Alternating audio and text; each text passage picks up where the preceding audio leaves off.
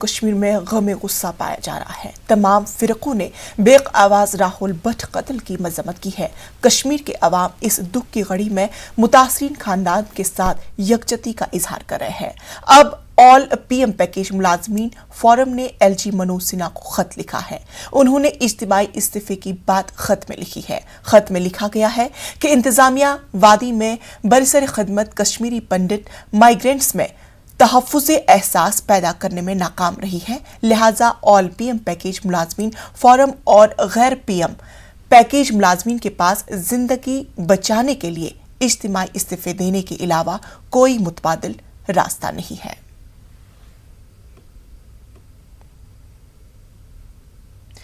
جموں کشمیر حکومت نے ملیٹنسی سے جڑی سرگرمیوں میں ملوث ہونے کے الزام میں مزید 3 ملازمین کو برخاست کیا ہے۔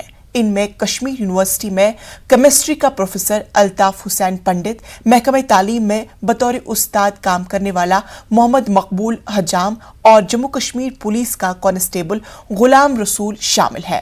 سسٹم سے دہشت گرد عناصر کو الگ کرنے کے حوالے سے جاری کر کے کریک ڈاؤن کے تحت یہ کارروائی انجام دی گئی۔ الطاف حسین پنڈت جماعت اسلامی سے منسلک بتائے جا رہے ہیں۔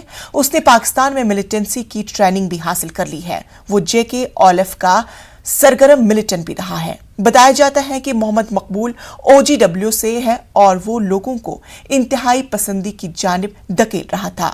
غلام رسول ملیٹنٹوں کا انڈر گراؤنڈ سپورٹر بھی ہے۔